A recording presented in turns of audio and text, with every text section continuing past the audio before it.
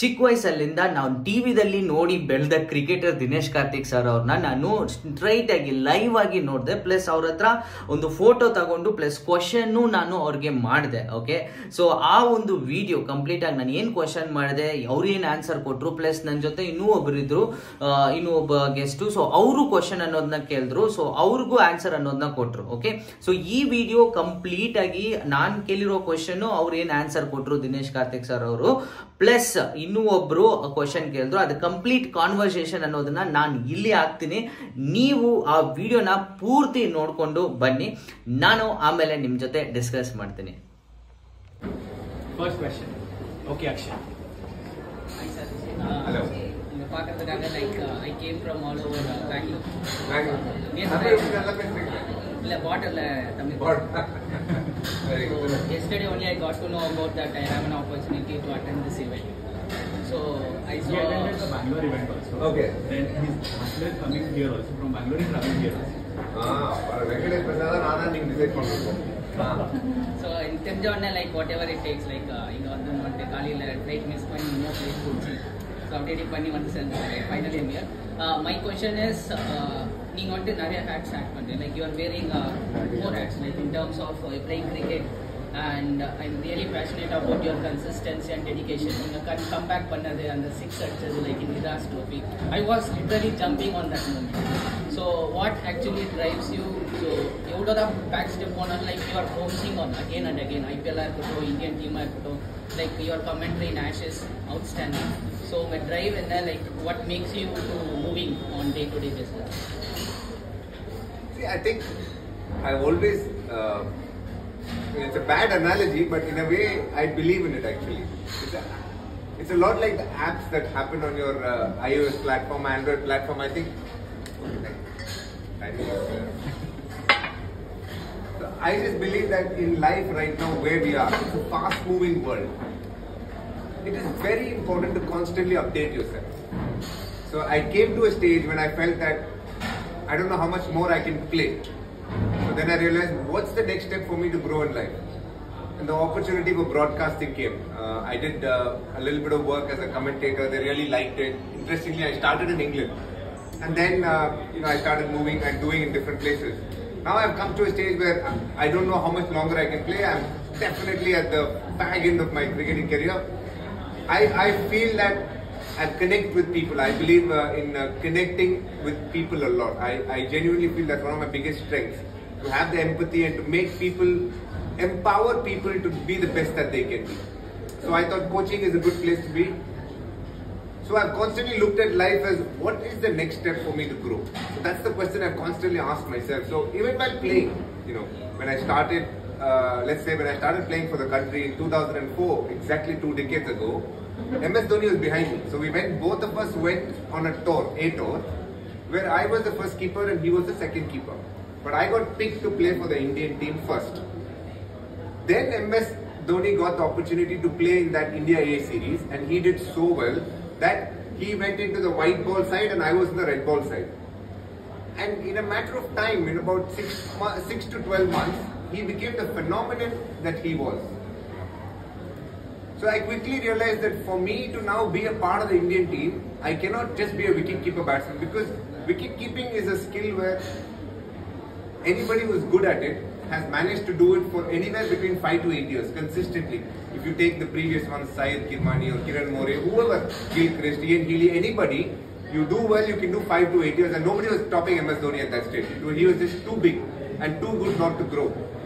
So my immediate thought is, what do I need to do to be part of this Indian setup? So then I realized that either I have to be a middle order batter who could do things that other middle order batters didn't do at that stage, which is to become a finisher, which is to understand how to win games while chasing. Very early in my career, I started realizing that I had to play unorthodox shots because I didn't have the Pollard or the Russell kind of power. So I had to develop things that others didn't have. So I went in that direction. And I realized that opening in Test cricket was something that I could definitely do as well. So I constantly kept pushing myself to places where other people had not explored. And that was my thought process. So in trying to do that, you always, inadvertently become very relevant, because you're always trying to do what's not there in the market at that point of time. And and my process was always aligned with what I need to do for me to be the best at what I can do. So when you have that process and when you have that mindset, and anyone who has a growth mindset, you'll always keep scaling the ladder for sure. And that happened with me as well. It's come to a stage where now I've gone to the next phase of life. I'm playing this IPL and then probably I'll get into coaching and which is commentary and all of that. I'll do a bit of all of that. To answer your question, the fact that I always wanted to explore and be part of the unknown, so to say, or that wasn't available, always made it very exciting for me. Thank you. Hello Dinesh भाई, मैं लगभग 20 साल से आपको cricket खेलते और सब commentary के साथ देख रहा हूँ। लगभग आपने 29,000 रन बनाए और मैंने आपका वो टेस्ट क्रिकेट में ओपनिंग वाला फेज भी देखा है और अभी 2020 में लगभग आपने पूरे लाइफ करियर के अंदर लिस्ट और सब मिला के लगभग 30,000 रन बनाए आपने। लेकिन स्ट्राइक रेट की बात करें तो आपका 2020 में आईपीएल को मिला के 130 प्लस हमेशा प्लस उसके स्ट्राइक रेट रहा है। नाउ एक अच्छे फैमिली मेंबर की तरह और एक आपने अपने क्रिकेट जर्नी को भी बढ़ाया, टेस्ट 2020 और अब आईपीएल के अंदर फिनिशर का रोल भी, और ये सब इतना डिफरेंट वेज है। आप कैसे प्रायोरिटाइज करते हो? ये आपकी प्रैक्टिस को भी मुझे टेस्ट के लिए प्रैक्टिस करना है क्योंकि आप तमिलनाडु के कैप्टन भी रहे हो और तमिलनाडु के कैप्टन के साथ आपने बहुत सारे यंगस्टर्स को भी, मैंने रीड किया, बहुत सारे यंगस्टर्स भी आपको लुकअप करते हैं। तो कीपिंग का भी प्रैक्टिस करना है और साथ में फिनिशिंग का भी करना है। तो इतना डिफरेंट वैरायटी का जो प्रैक्टिस भी करना, ये सब आपने कैसे किया? मेरी वंडर, और अभी हर्षा भोगले के साथ आपका कमेंट्री भी बहुत सुपर लगता है। I always listen, this is my first, सुबह उठता हूँ तो फर्स्ट सबसे पहले यही रहता है आपका। तो मैं जानना चाहता हूँ क्या ये प्रायोरिटाइज और कंसिस्टेंसी आप कैसे लेके आए? सर जी, लाइफ में प्रायोरिटी बहुत इंपॉर्टेंट है। जिस चीज आप whatever you go and want to try and achieve, it's very important to prioritize in life right now because the options are many. I think every walk of life options बहुत कुछ है, कुछ भी ले लो आप, कैसे भी कर सकते हो। आज स्विगी से भी ऑर्डर कर सकते हो, जोमेटो से भी ऑर्डर कर सकते हो, आप कुछ भी खरीदना हो 10 ऑप्शन है, और आपका प्रायोरिटी क्या होना चाहिए वो आपको बहुत जरूरी है आप जानना। And I believe that at different phases in my life I have been very aware of what my priorities are. That maybe came subconsciously because I was the main goal for me was always to do something special for the country when I played. So that was the main goal for me. वो सबसे, as they say, that was the biggest goal for me. And then there are micro and macro goals. So for me to achieve that, I need to be the best in Tamil Nadu for sure. So I always made sure that I was a step ahead of everybody and tried to practice in such a way and do things when the game was on the line, when the big teams came. I made sure that I made it count. जब वो करते हो next stage होता है जो India ए होता है या दिलीप ट्रॉफी जो जोनल होता है, again you have to step it up to show that you are cut about the rest. तो उधर if it means that I have to open, I will open. If it means that I have to be a middle order batsman, I will. So जो चाहिए उस stage के लिए I used to try and mould myself into understanding what I needed to do and then prepare accordingly. I think preparation के साथ ही you can achieve success and prioritising what is very very important. Prioritizing why becomes even more important, but let's focus on the what a lot more. क्यों करना है, that becomes the long-term goal was always to do something special for the country, the burning desire to be one of the best in the world and try and achieve that. सबको यही चाहिए कि मैं best बन जाऊँ, but not everybody is going to achieve that. But in that journey, you'll always realize that you'll find two things. A, you will do way better than a lot of other people, and you'll also be the best version of yourself. And most importantly, you'll be at peace with yourself, knowing मैंने सब कुछ दिया है sport के लिए, and that is all I can do. I think the fact that you're able to sleep peacefully because you've given everything is what that journey teaches you more than anything else. One more thing. All of us are coaches over here, so your questions are longer than the answers. Let's keep the questions short, please. Yes. Hello Dinesh sir, my name is Ankit. First of all, I'm a big fan of your game. And so my question is short again because I want to know what is your mindset in handling a failure? Like after a few years, we can look back at it and have a positive attitude. But in the moment, the day when you have a personal failure, like you score less than or something, what do you physically do and like what's your immediate response to handle that? And that too when it is getting seen on the TV. Yeah, and everybody has some comments to give about it. Absolutely. Look, today we live in a very transparent world. There are a lot of people who observe us. at least from where I am, playing a sport where there are many people observing, watching, and have an opinion to pass and judgments to pass around as well. And the social media can be very unforgiving. That's one aspect of it, which I think as sportsmen, as celebrities, people are aware of it. But dealing with failures is the toughest challenge in life. But the greatest teachers are also failures. I think I've learned and grown a lot more through my failures than through my successes.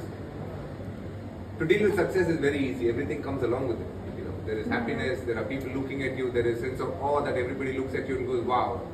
But what they don't see behind success is the preparation part. When you do what I call the invisible work, when you're out there in the gym at 6:30 in the morning when nobody else is there and you're trying to achieve something, you know that is the goal, but you have to work hard. Going and lifting the weights by yourself is not what people see. They just see that 5 minutes of glory in the moment when I just cross the finishing line. It feels good and it's great to clap for me, which is what I'm expecting and which I will get. But the hard work has gone into me preparing all those days in trying to achieve that result. This most times goes unnoticed. But so when you reflect back on that, of the effort that you put in, that is what will give you satisfaction and happiness. Now, when it comes to dealing with failures, the same process can be applied where I've gone at 6:30, done all my hard work, done everything possible, but at times, and it's the most cliched thing, and you'll be hearing this, you look like a very young man and you hear this a lot in your life. Process is very, very important. It is extremely annoying at times to hear that, because there are people who probably do the exact same thing as what you're doing in terms of work, but probably get better results. But that's how life is. Life is not fair. It is what it is. But the one thing is for sure, in this whole journey, there always you get paid, when I say not literally monetarily, but paid by happiness, satisfaction, whatever that could be, for the hard work you put in. That is guaranteed, because if in my journey as a cricketer, let's take a few examples like Virender Sehwag and let's take Rahul Dravid. Two very different people, two very different methods of working. Rahul Dravid, I've seen him bat for 5-6 hours in practice sessions, trying to get one aspect of his batting correct, which would just basically mean he'll just tell somebody, I'm talking about someone who's been in international cricket for about 15-16 years. I've seen him in the NCA practice a rolling ball, which is probably a 2-year-old or a 3-year-old will do, and just try and get one aspect of his bat straight. He was working on that. Just getting a bat straight, and that is after 15 years. And on the other hand, I've seen Virender Sehwag, who has casually walked into a match and scored a 300. I'm not saying he hasn't put in the hard work. His hard work is very different. He doesn't train like a Rahul Dravid. His challenges are different. Everybody's got different challenges, and hence the outcomes will be very different. But what we can always follow, and I always say this to a lot of the cricketers as well, the Rahul Dravid method will guarantee you success. In the long run, the work that you put in towards what you're wanting to achieve will guarantee you success. Virender Sehwag, a lot of it comes very naturally. His challenges are a lot more. It could be along the lines of trying to maintain his physical health. He could be injury prone. He could be mentally sometimes someone who could be, I'm not giving him as an example, but I'm just saying his challenges as a player are different. So it's very easy to look at a Virender Sehwag and say, oh, okay, I'll follow that, where I'll just go do what I want and I'll turn up for a game and score 100. It doesn't work that way. But if you do take the Rahul Dravid method, you might not score 100, but almost every time you know that you will scale the ladder up. It need not be 100, it could be a 50-60, but the 60s will keep coming very consistently. And that's the method that I would like a lot of the young millennials to follow as well. So the work that you put in towards becoming a better player skillfully will in turn definitely give you the results that you're looking for. Well, that's been my experience for sure. Right. People will quickly do the photos, because otherwise the people there, bigger audience, will be deprived of his wisdom. So we'll quickly do the photos, then we'll move.